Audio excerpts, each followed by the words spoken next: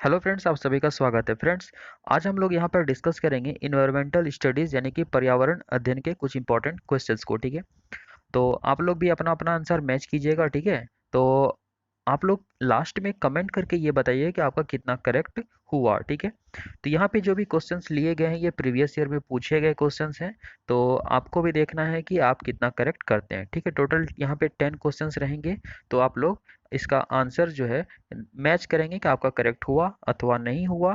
ठीक है, और लास्ट में आप कमेंट करके ज़रूर बताएंगे। चलिए, तो चलिए शुरू करते हैं। तो देखिए, हमारा पहला क्वेश्चन क्या है कि निम्नलिखित में सत्य कथन चुनिए। ठीक है, यहाँ पे आपको इंग्लिश वर्जन में भी दिया हुआ है, तो आप देख सकते हैं यहाँ पे इंग्लिश में। ठीक है, तो यहाँ पे देखिए सत्य कथन चुनना है, तो यहाँ पे चार आपको ऑप्शन दिया हुआ है, तो इसमें से क्या क्या करेक्ट होगा वो आपको बताना है। ठीक है, तो देखिए यहाँ पे कहता है सत्य कथन चुनिए, तो फर्स्ट में कहता है कि हाथी गदले पानी में खेलना पसंद करते हैं क्योंकि इसके इनके शरीर को क्योंकि इससे जो है इनके शरीर को क्या मिलती है, तो ठंडक मिलती है। दूसरा कहता है कि अधिकांश हाथी दिन में लगभग 10 घंटे आराम करना और सोना पसंद करते हैं। ठीक है, तीसरा है 3 महीने के हाथी के बच्चे का वजन लगभग 200 किलोग्राम होता है। और चौथा है कि अधिकांश बड़े हाथी एक दिन में लगभग 100 किलोग्राम पत्ते या फिर झाड़ियाँ खा लेते हैं। ठीक है, तो आप लोग यहाँ पे आपका क्या राइट आंसर है आप लोग अपना मैच कीजिएगा। ठीक है, तो यहाँ पे देखिए ये ऑप्शंस दिए हुए हैं, 2 4 या फिर एक और 4 होगा। तीसरे में दिया है एक और एक, 3 और 4, और चौथे में दिया है एक और 2। ठीक है, तो आप लोग अपना आंसर मैच कीजिए, आपका क्या करेक्ट हुआ या नहीं हुआ। तो देखिए, अगर फर्स्ट का बात करें, हाथी गदले पानी में खेलना पसंद करते हैं क्योंकि इससे जो है इनके शरीर को ठंडक मिलती है, तो ये बिल्कुल करेक्ट है। ठीक है, दूसरा का बात करें तो हाथी दिन में लगभग 10 घंटे आराम करना और सोना पसंद करते हैं। ठीक है, तो देखिए यहाँ भी ये जो 10 घंटे लिखा है ये नहीं होगा, हाथी जनरली 3 से 4 घंटे ही सोता है। ठीक है, तो ये हमारा रॉन्ग हो जाता है। तीसरा कहता है कि 3 महीने के हाथी के बच्चे का वजन लगभग 200 किलोग्राम होता है, तो ये बिल्कुल करेक्ट है। ठीक है, उसका चौथा में है अधिकांश बड़े हाथी एक दिन में लगभग 100 किलोग्राम पत्ते या फिर झाड़ियाँ खा लेते हैं, तो ये भी बिल्कुल करेक्ट है। तो यहाँ पे हमारा करेक्ट क्या क्या हो गया, तो फर्स्ट हो गया, थर्ड हो गया और फोर हो गया। ठीक है, तो कहाँ पर ये दिया हुआ है, तो देखिए फर्स्ट थर्ड एंड फोर। ठीक है, तो हमारा राइट आंसर यहाँ पे क्या हो जाता है, 3। तो आपका राइट हुआ या नहीं हुआ, तो लास्ट लास्ट में आप लोग जरूर बताइएगा कि आपका कितना करेक्ट हुआ। ठीक है, चलिए बहुत अच्छा, नेक्स्ट क्वेश्चन देखते हैं। देखिए, ये मधुबनी चित्रकला से रिलेटेड है, तो आप लोगों को पता होगा कि मधुबनी चित्रकला कहाँ का है, कमेंट में आप लोग जरूर बताइएगा। मधुबनी चित्रकला के बारे में सही कथन चुनिए, यहाँ पे कहता है। ठीक है, तो देखिए ए में कहता है कि इन चित्रों को बनाने में नील, हल्दी, फूल, पेड़ों के रंग आदि का इस्तेमाल किया जाता है। बी कहता है कि इन चित्रों में इंसान, जानवर, पेड़, फूल, पंछी, मछलियाँ आदि दिखाए जाते हैं। सी में है यह लोक चित्रकला बहुत पुरानी है और इसका नाम मधुबनी नामक स्थान के नाम पर पड़ा है। ठीक है, और डी में कहता है कि मधुबनी राजस्थान का अति प्रसिद्ध जिला है। ठीक है, तो देखिए इसमें इसका राइट आंसर क्या होगा, आप लोग अपना अपना मैच कीजिएगा कि आपका राइट आंसर हुआ अथवा नहीं हुआ, तो उसके अकॉर्डिंग नीचे आपको मैच करना है। ठीक है, ए सी डी होगा या फिर ए बी डी होगा या फिर बी सी डी होगा या फिर ए बी और सी होगा। ठीक है, तो देखिए मधुबनी चित्रकला जो है ये बिहार का बहुत ही फेमस है। आप सभी को पता है मधुबनी कहाँ है, तो बिहार में है। तो आप लोग जो भी बिहार से हैं तो कमेंट करके जरूर बताइए कि आप बिहार से हैं। ठीक है, देखिए, तो यहाँ पे क्या है, इन चित्रों को बनाने में नील, हल्दी, फूल, पेड़ों के रंग आदि का इस्तेमाल किया जाता है, तो बिल्कुल सही है। ये क्या होता है, नेचुरल रंग होता है और इसमें नेचुरल तरीके से ही जो है कलर को लिया जाता है, तो ये बिल्कुल करेक्ट है। उसके बाद कहता है कि इन चित्रों में इंसान, जानवर, पेड़, फूल, पंछी, मछलियाँ आदि दिखाए जाते हैं, तो ये भी बिल्कुल सही है। ठीक है, उसके बाद है यह लोक चित्रकला बहुत पुरानी है और इसका नाम मधुबनी नामक स्थान पे पड़ा है। ठीक है, जो कहाँ है, तो बिहार में है। ठीक है, तो ये भी करेक्ट है। अब यहाँ पे देखिए, जब बिहार में है तो ये राजस्थान का तो बात ही नहीं होता है। ठीक है, तो हमारा क्या हो गया करेक्ट, तो ए बी और सी। तो कहाँ पे है देख लेते हैं, ए बी और सी देखिए चौथे नंबर में है, तो हमारा राइट आंसर क्या हो गया, 4। ठीक है, तो आप लोग भी अपना अपना आंसर मैच कर लीजिए, आपका राइट आंसर क्या हुआ लास्ट में कमेंट करके जरूर बताइए कि आपका कितना करेक्ट हुआ। चलिए बहुत अच्छा, नेक्स्ट क्वेश्चन देखते हैं। फ्रेंड्स, आप लोग जो भी नए हैं इस चैनल पे, आप लोग प्लीज़ सब्सक्राइब आप अवश्य कर लीजिएगा। ठीक है, क्योंकि सब्सक्राइब करेंगे तभी आपको सारे क्लास का जो है नोटिफिकेशन मिल पाएगा। ठीक है, आप लोग बेल आइकॉन भी प्रेस जरूर कर लीजिएगा। चलिए बहुत अच्छी बात है। देखिए इस क्वेश्चन में क्या कहता है कि यदि कोई पक्षी पेड़ की ऊंची डाल पर अपना घोंसला बनाता है तो यह पक्षी कौन सा हो सकता है। फ्रेंड्स आप लोग की सुविधा के लिए, क्योंकि बहुतों का इंग्लिश मीडियम होता है, तो आप लोग यहाँ पे जो है इंग्लिश वर्जन में भी देख सकते हैं, ठीक है। तो देखिए कोई पक्षी पेड़ की ऊंची डाल पर बैठता है और घोंसला बनाता है तो यह पक्षी क्या होगा। तो आप अगर क्लास 3 to 5 का अगर आप ईवीएस आप स्टडी किए हुए हैं तो आपको ये पता चल गया होगा कि इसका राइट आंसर क्या होगा। तो देखिए फ्रेंड्स, यहाँ पे शकरखोरा होगा या फिर कलचिड़ी होगा या फिर कौवा होगा या फिर फाख्ता होगा। फ्रेंड्स आपको यहाँ पे हम इतना सा मौका जरूर देते हैं कि आप लोग सोच सकें और आंसर अपना मैच कर सकें, ठीक है। तो देखिए फ्रेंड्स, इसका राइट आंसर हो जाएगा 3 नंबर, ठीक है। क्या हो जाएगा, कौवा। तो कौवा जो है सबसे ऊंची डाल पर जो है घोंसला बनाता है, ठीक है। चलिए तो इसका राइट आंसर क्या हो गया, 3 नंबर। चलिए नेक्स्ट क्वेश्चन देखते हैं। देखिए इसमें क्या कहता है कि पोचमपल्ली एक गांव है, ठीक है। पोचमपल्ली क्या है, एक गांव है। यह गांव एक विशेष प्रकार के कपड़े की बुनाई के लिए प्रसिद्ध है और इसे भी पोचमपल्ली ही कहते हैं, ठीक है। यह गांव निम्नलिखित में से किसका भाग है, ठीक है। तो पोचमपल्ली एक गांव है जो कि बहुत ही फेमस है, ठीक है। तो आप सभी को पता ही होगा। तो यहाँ पे इंग्लिश वर्जन में भी आप देख सकते हैं।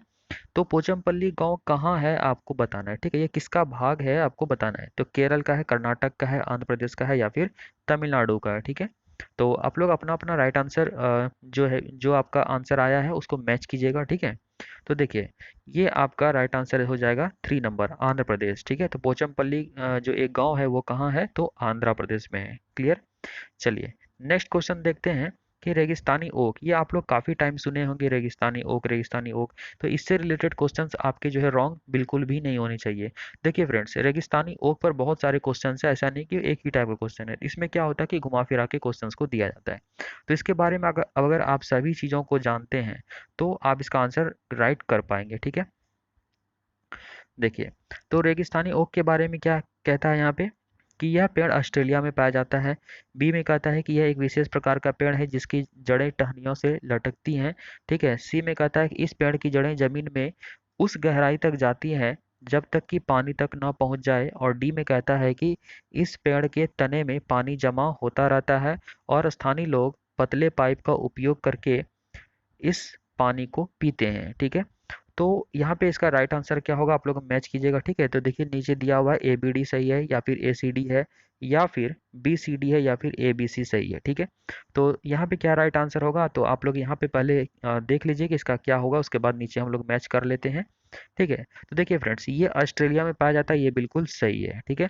दूसरा का बात करें कि यह एक विशेष प्रकार का पेड़ है जिसकी जड़ें टहनियों से जो है लटकती हैं, तो बिल्कुल ये गलत है। ये बरगद का पेड़ में इस तरह से टहनियों से लटकता है, ठीक है। आप लोग देखे होंगे कि जो बरगद का पेड़ होता है, ठीक है, उसमें जड़ें इस तरह से लटकी होती हैं। जो प्लांट्स होता है में ये जो आपका ट्री होता है इसको सपोर्ट करने के लिए, ठीक है। चलिए तो बी हमारा क्या हो गया, रॉन्ग हो गया।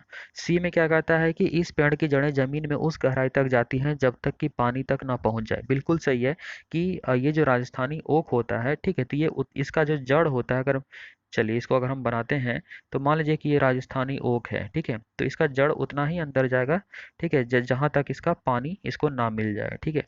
तो देखिए, तो इस पेड़ की जड़ें जमीन में उस गहराई तक जाती हैं जब तक कि पानी तक ना पहुंच जाए, तो बिल्कुल सही है। तो ये भी सही है, बी हमारा रॉन्ग था, ठीक है। डी में क्या कहता है, इस पेड़ के तने में पानी जमा होता है, बिल्कुल सही। इसका जो तना होता है इसमें क्या होता है, तो पानी जमा होता है और स्थानीय लोग यानी कि जो राजस्थान के लोग होते हैं, सॉरी यहाँ रेगिस्तान के जो लोग होते हैं, ठीक है, पतले पाइप का उपयोग करके इस पानी को पीते हैं। तो बिल्कुल सही, जब पानी की कमी हो जाती है तो इसी से पानी निकाल के पीते हैं, ठीक है। तो यहाँ पे हमारा राइट आंसर ए सी और डी होगा। जो कहाँ पे दिया है देख लीजिए, दूसरे नंबर में दिया है, ठीक है। तो आपका सही हुआ या नहीं हुआ तो आप लोग मैच कीजिएगा, ठीक है। और लास्ट में कमेंट करके जरूर बताइए कि आपका कितना करेक्ट हुआ। चलिए बहुत अच्छा, नेक्स्ट क्वेश्चन देख लेते हैं हम लोग। अब फ्रेंड्स देखिए इस क्वेश्चन में क्या कहता है कि आबू धाबी के विषय में सही कथन चुनिए, ठीक है। तो आबू धाबी के बारे में आपको सही कथन बताना है, ठीक है। तो यह कहता है कि यह रेगिस्तान इलाके में है। बी में है कि आबू धाबी में पानी जो है पेट्रोल से महंगा है, ठीक है। सी कहता है कि यहाँ की स्थानीय भाषा अरबी है। और डी है कि आबू धाबी की मुद्रा जो है जो रुपया होता है इसको क्या कहते हैं, दिनार कहते हैं। आबू धाबी का जो करेंसी होता है उसको दिनार कहते हैं। तो यहाँ पे क्या राइट आंसर होगा, आप लोग मैच कीजिएगा, ठीक है। यहाँ पे ए बी डी होगा या फिर ए सी डी होगा या फिर बी सी डी होगा या फिर ए बी और सी होगा, ठीक है। तो यहाँ पे आप लोग अपना अपना आंसर मैच कीजिएगा। तो देखिए फ्रेंड्स, अगर ए का बात करें तो ये रेगिस्तानी इलाके में है, तो बिल्कुल सही है, ठीक है। उसके बाद है कि अबू धाबी में पानी जो है पेट्रोल से महंगा होता है, तो ये भी सही है, ठीक है। यहाँ यहाँ की स्थानीय भाषा क्या है, अरबी है, तो बिल्कुल ये भी सही है, ठीक है। तो देखिए फ्रेंड्स, ये एक जीके टाइप का भी क्वेश्चन आपको पता चल रहा है, ठीक है, कि इसका जो स्थानीय भाषा है वो क्या है, अरबी है। चलिए बहुत अच्छा। देखिए यहाँ पे कहता है आबू धाबी की मुद्रा जो है दिनार कहते हैं, तो ये देखिए गलत है। यहाँ की मुद्रा को क्या कहते हैं, तो दिरहम कहते हैं। क्या कहते हैं, तो दिरहम, ठीक है। चलिए यूएई दिरहम, याद रखिएगा। तो इसका ये वाला क्या हो गया, रॉन्ग हो गया। तो हमारा करेक्ट आंसर क्या हो गया, ए, बी और सी, ठीक है। चलिए करेक्ट है। तो आप लोग अपना अपना मैच कीजिएगा, लास्ट में बताइएगा आपका कितना करेक्ट हुआ। चलिए बहुत अच्छा फ्रेंड्स। आप लोग जो भी वॉच कर रहे हैं प्लीज़ एक बार सभी वीडियो को लाइक कर दीजिए। अगर आप चैनल पर फर्स्ट टाइम विजिट कर रहे हैं तो इसको सब्सक्राइब आप जरूर कर लीजिएगा, ठीक है। सब्सक्राइब करके बेल आइकन पे ऑल पर प्रेस कर दीजिएगा। चलिए देखिए इसमें क्या कहता है कि कुछ जानवर रात में जगते हैं, ये जानवर हर चीज को जिन रंगों में देखते हैं वे हैं, ठीक है। तो यहाँ पे क्वेश्चन आपको पूछा जा रहा है कि जो जानवर रात में जगते हैं, ठीक है, तो उन्हें चीजें कैसी दिखाई पड़ती हैं। तो पहले में कहता है बैंगनी और नीला, दूसरा कहता है हरा और पीला, तीसरा कहता है काला और सफेद, चौथा है लाल और संतरी, ठीक है। तो ये आप लोग को काफी टाइम से क्वेश्चंस मिले होंगे, तो इसका आंसर आपको गलत नहीं होना चाहिए। तो फ्रेंड्स यहाँ पे इसका राइट आंसर क्या होगा, चलिए आई होप कि आपका यहाँ पे बिल्कुल सही होना चाहिए सभी का। तो देखिए इसका हो जाएगा काला और सफ़ेद, ठीक है। तो ब्लैक एंड वाइट दिखता है जो जानवर रात में जगते हैं। चलिए बहुत अच्छा। नेक्स्ट क्वेश्चन देखते हैं। देखिए ये थोड़ा सा रीजनिंग टाइप का आ जाता है, तो देखिए आप लोग कौन कौन सही कर पाते हैं इसको। चलिए बहुत अच्छा है, ये एक चैलेंजिंग क्वेश्चन है आप लोगों के लिए। अगर आप लोग सही करते हैं तो बहुत बहुत अच्छी बात है। देखिए नीचे चित्र में, ठीक है, 24 घंटे की घड़ी दी गई है। ये घड़ी कितने घंटे की है, तो 24 घंटे की है, ठीक है। क्लियर है। तो जनरली 12 घंटे का होता है, और ये घड़ी कितने का है, तो 24 घंटे का है। क्लियर है। घड़ी दिखाई गई है तथा चित्र 2 तथा 3, मतलब इसमें और इसमें, ठीक है, 2 तथा 3 में दो जानवरों, ठीक है, कौन कौन सा जानवर, जानवर एक्स और जानवर वाई, ठीक है, के सोने के समय छायांकित भाग से दिखाए गए हैं, ठीक है। इसमें जो शेडेड पार्ट है उससे दिखाया गया कि वो कितना देर सोता है। क्लियर है। तो आगे क्या कहता है, छायांकित भाग से दिखाए गए हैं एक्स तथा वाई के सोने के समय के बारे में सही कथन चुनिए। तो यहाँ पे जो छायांकित भाग है वो कितने टाइम को इंडिकेट कर रहा है वो आपको बताना है, ठीक है। तो आप लोग फिगर देखिए, क्वेश्चन से अब कोई मतलब नहीं रहा। तो देखिए ये 24 घंटे का घड़ी, इस चीज़ को पहले आप ध्यान में रख लीजिए। तो कहता है कि एक्स जो है 20 घंटे सोता है जबकि वाई 18 घंटे सोता है। दूसरा कहता है कि एक्स 18 घंटे सोता है जबकि वाई 4 घंटे सोता है। तीसरा में कहता है एक्स 4 घंटे सोता है जबकि वाई 18 घंटे सोता है, ठीक है। फोर कहता है कि एक्स 4 घंटे सोता है जबकि वाई 20 घंटे सोता है। फ्रेंड्स आप लोग को अगर यहाँ पे सोचने का टाइम चाहिए तो आप लोग वीडियो को पॉज जरूर कर लीजिए और सोच लीजिए आपका राइट आंसर क्या होना चाहिए, ठीक है। उसके बाद आप लोग मैच कीजिएगा आपका सही हुआ अथवा नहीं हुआ, ठीक है। तो आप लोग वीडियो को पॉज कर लीजिए और सोच लीजिए कि यहाँ पे इसका राइट आंसर क्या होना चाहिए, ठीक है। तो चलिए आई होप कि आप लोग अच्छे से सोच लिए होंगे। तो देखिए यहाँ पे जब ये घड़ी 24 घंटे का है तो ऑब्वियस है कि जब 12 घंटे का घड़ी होता है तो ये जो एक 5 मिनट का अंतराल होता है, ठीक है, जैसे कि 12 हो गया, फिर 1 हो गया, ठीक है, फिर 2 होता है, फिर 3 होता है। तो ये जो यहाँ से यहाँ तक का जो अंतराल होता है ये कितने देर का होता है, तो टोटल 1 घंटे का होता है ना। 1 घंटा, 2 घंटा, 3 घंटा, इस तरह सब मिला के क्या होता है, 12 घंटे को कवर करता है। तो जब ये 24 घंटे का घड़ी है तो ये जो अंतराल, एक 5 मिनट वाला जो अंतराल ये होता है, इतना दूर का डिस्टेंस जो होता है, ठीक है, ये कितने देर का होगा, तो 2 आवर का होगा। क्लियर है। 2 घंटे का होगा, यानी कि एक जो यहाँ से यहाँ तक एक जो खांचा बना हुआ है ये 2 घंटे का होगा। क्लियर है। तो अगर हम x का बात करें तो यहाँ कितना है, दो शेडेड पार्ट है। तो दो शेडेड पार्ट मतलब x कितने घंटा हो गया, 4 घंटा। और इसमें काउंट कीजिए कितना हो गया, इसमें काउंट करेंगे तो हमारा हो जाता है 1, 2, 3, 4, 5, 6, 7, 8, 9। अच्छे से काउंट कीजिए, 1, 2, 3, 4, 5, 6, 7, 8, 9, यानी कि 18 घंटा होता है इसमें, ठीक है। इसमें 18 घंटा होता है, इसमें 4 घंटा। तो देखिए एक्स में 4 घंटा कहाँ दिया हुआ है, एक्स 20 घंटे तो ये गलत हो गया, एक्स 18 घंटे तो गलत हो गया, एक्स 4 घंटे ठीक है, और वाई 18 घंटे बिल्कुल सही मैच कर गया। तो हमारा राइट आंसर क्या हो गया, 3 नंबर। तो आई होप कि फ्रेंड्स ये आपको यूनिक टाइप का क्वेश्चंस लगा होगा। ठीक है, चलिए इसी तरह से आप लोग बहुत चीज़ सीखिएगा। तो रेगुलर आप लोग टेस्ट सीरीज देते रहिए। देखिए यहाँ पे क्या कहता है, मृत सागर जो डेड सी होता है इसके बारे में पूछा जा रहा है। तो आप आई होप कि आपको पता होगा डेड सी के बारे में। तो यह ऐसा सागर है जिसका पानी जहरीला होता है। ठीक है, दूसरा कहता है ऐसे सागर जो सभी महासागरों व सागरों से ज़्यादा नमकीन होते हैं। तीसरा कहता है कि ऐसा सागर जिसमें ज्वार भाटे बहुत तीव्र गति से आते हैं। और चौथा कहता है कि ऐसा सागर जिसमें जहाज चलाना खतरनाक होता है।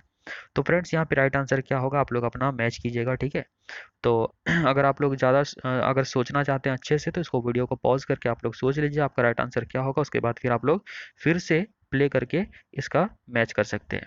तो फ्रेंड्स देखिए यहाँ पे क्या कहता है, एक ऐसा सागर जिसका पानी जहरीला होता है। जी नहीं फ्रेंड्स, जहरीला नहीं होता है। ठीक है, ऐसा सागर जो सभी महासागरों व सागरों से ज़्यादा नमकीन होता है। बिल्कुल सही, ये क्या होता है, जब ज़्यादा नमकीन होता है। तीसरे में क्या कहता है, ऐसा सागर जिसमें ज्वार भाटे बहुत तीव्र गति से आते हैं। तो ऐसा कोई बात नहीं होता है। ऐसा सागर जिसमें जहाज चलाना खतरनाक होता है। नहीं फ्रेंड्स, इसमें जहाज चलाना और आसान होता है। ठीक है, इसका वजह क्या है कि जो ज़्यादा नमकीन सी होता है, मान लीजिए कि ये पूरा सी इलाका है, तो इसका वाटर ज़्यादा नमकीन होता है। इसमें जो भी जहाज बोट तैरेगा तो ज़्यादा नमकीन वाले वाटर का क्या होता है, डेंसिटी हाई होता है। तो ऑब्वियस पता है कि जिसका डेंसिटी हाई होगा तो इसके कंपैरिजन में जहाज का डेंसिटी क्या होगा, उतना ही कम होगा। ठीक है, तो इसमें जहाज जल्दी डूबेगा नहीं। तो आपको एक बात बता दें कि ये इस नमकीन पानी में आप आराम से तैर सकते हैं। आप अगर लेट जाएंगे तो आपको कोई ज़रूरत नहीं है, आप डूबेंगे ही नहीं, आप ऑटोमेटिक ऊपर तैरेंगे क्योंकि इसका डेंसिटी हाई होता है और इसके कंपैरिजन में आपका डेंसिटी कम हो जाता है। चलिए बहुत अच्छा फ्रेंड्स, नेक्स्ट क्वेश्चन देखते हैं। ये 70 लास्ट क्वेश्चन है। ठीक है, तो आप लोग स्कोर जरूर कमेंट करके बताइएगा। अगर अभी तक आप सब्सक्राइब नहीं किए तो प्लीज़ आप लोग से रिक्वेस्ट है फ्रेंड्स कि सब्सक्राइब आप जरूर कर लीजिए। ठीक है, और अपने फ्रेंड्स में जो कि इनका तैयारी कर रहे हैं उसे शेयर आप लोग जरूर कर दीजिएगा। ठीक है, चलिए बहुत अच्छा। नेक्स्ट इसमें देखिए क्या कहता है कि कक्षा 3 के विद्यार्थियों को भोजन का पाठ पढ़ाते समय, ठीक है, तो विद्यार्थी किस क्लास का है, तो कक्षा 3 का है, तो उसको भोजन का पाठ पढ़ाया जा रहा है।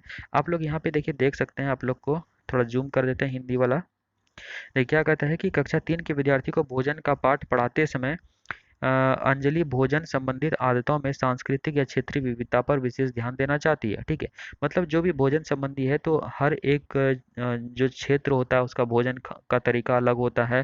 ठीक है, हर एक संस्कृति का जो भोजन का तरीका होता है अलग अलग होता है। तो नीचे दिए गए अधिगम अवसरों में किसके द्वारा विद्यार्थी को वांछित जानकारी दी जा सकती है। ठीक है, तो यहाँ पे आपको बताना है, तो आप लोग अपना चेक करके बताइए कि कौन सा तरीका ज़्यादा बेहतर होगा जो बच्चों को अलग-अलग क्षेत्र के जो भोजन से रिलेटेड टॉपिक है उसको अच्छे से समझाया जा सके। मतलब डाइवर्सिटी यानी विविधता को समझाया जा सके।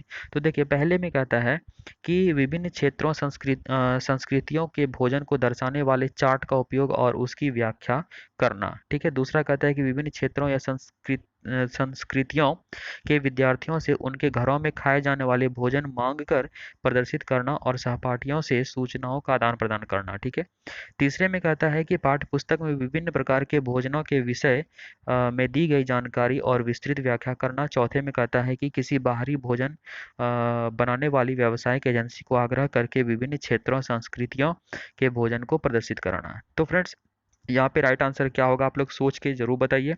और अगर आपको लग रहा है कि थोड़ा और टाइम चाहिए आपको सोचने के लिए तो वीडियो को पॉज करके आप सोच सकते हैं, इसका राइट आंसर कर सकते हैं। ठीक है, तो चलिए, तो देखिए अगर पहला का बात करें तो यहाँ पे कहता है चार्ट का उपयोग और उसकी व्याख्या करना। चलिए इसको अभी रख सकते हैं, रखिए, अभी कोई दिक्कत नहीं है। इसमें कहता है विभिन्न क्षेत्रों संस्कृतियों में विद्यार्थियों से उनके घरों में खाए जाने वाले भोजन को मांग कर प्रदर्शित करना। बिल्कुल करेक्ट है, क्योंकि अलग-अलग क्षेत्र से अलग-अलग फैमिली से जो भी संस्कृति से जो भी आए हैं इस स्कूल में बच्चे, तो वो अलग-अलग टिफ़िन बॉक्स में अपना-अपना भोजन लाएँगे। ठीक है, और उन्हें एक साथ एक ग्रुप में उन्हें समझाया जाएगा, देखिए ये इस संस्कृति का है, इस संस्कृति का खाने का क्या तरीका है, खाने-पीने का जो भी है, तो ये वाला ज़्यादा बेहतर है। यहाँ पे बच्चे जो है रियलिटी को देख पाएँगे। यहाँ पे तब ये वाला क्या हो गया, चार्ट और इसकी व्याख्या करना, तो ये सब आपको पता है ऐसे कि व्याख्या या व्याख्यान ये सब क्या होता है, गलत होता है। तो यहाँ पे देखिए अगर आप कंपैरिजन भी करेंगे तो यहाँ पे चार्ट का प्रयोग हो रहा है, यहाँ पे रियलिटी को देख रहा है, तो हमारा बेस्ट आंसर क्या होगा, सेकंड नंबर। अगर इसका बात करें तो जहाँ पाठ्य पुस्तक को इंपॉर्टेंस दिया जा रहा है इसको आप हटा देंगे। ठीक है, अगर हम लोग 4 का बात करें तो यहाँ पे देखिए क्या कहता है, किसी बाहरी भोजन बनाने वाली व्यावसायिक, ये तो आपको पढ़ के ही लग रहा है कि ये ऑप्शन का कोई तुक ही नहीं बनता, इसको देख के ऐसे ही आप हटा देंगे, ठीक है। चलिए, तो इसका राइट आंसर हमारा क्या हो गया, सेकेंड नंबर, ठीक है। तो फ्रेंड्स आप लोग कमेंट करके जरूर बताइए कि आपने कितना स्कोर किया आउट ऑफ 10, ठीक है। तो चलिए, बहुत अच्छा बात है, नेक्स्ट टॉपिक में हम लोग मिलते हैं अच्छे टॉपिक के साथ। जय हिंद।